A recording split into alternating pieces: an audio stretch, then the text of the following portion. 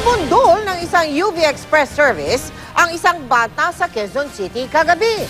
Ayon sa driver, nawalan siya ng kontrol sa sasakyan nang hold-upin umano siya habang siya'y nagmamaneho.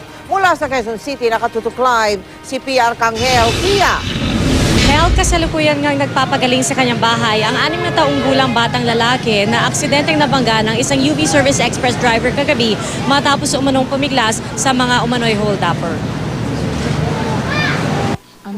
Maswerte raw si Jade Lawrence Tabora na minor injuries lang ang kanyang natamo matapos mabangga ng isang UV Express service kagabi. Maliit na tahi lang ang kinailangan niya sa kaliwang bahagi ng ulo. Nabugbog ang kaliwang braso niya pero wala namang nabaling buto. Kwento ng kanyang ina, naglalaro sa kanto ng Litex at Commonwealth Avenue si Jade nang bigla raw itong nasagi ng UV Express. Sagi lang siya, tapos biglang na tumba. Malakas lang yung impact kasi naglalaro daw sila sa gilid eh. Tumatakas kasi to eh. Dito lang kami. Tumatakas to. Hindi nagpapaalam. Akala ko nandyan lang naglalaro. Agad dinala sa ospital si Jade ng driver ng UV Express na nakabangga sa kanya.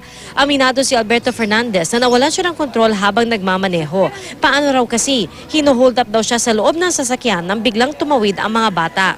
May video traffic na. Yun, ginawa sa akin na talian ko sa leeg.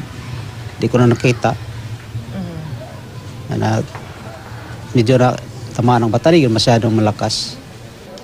Pagbabaro ni Fernandez ng sasakyan para sa gipit ng bata, sinamantala na ng mga hold-upper ang pagkakataong tumakas. Natangay nilang humigit kumulang 2,400 pesos na pang-boundary sana ni Fernandez.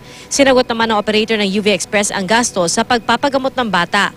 Nagbilin na rin sila sa iba pa nilang driver na magdoble ingat sa biyahe. Ang bilin ko sa kanila, sa pagkaluban ng ganyan namamasada sila, obserbahan nila yung mga pasahero nila, tsaka konting ingat.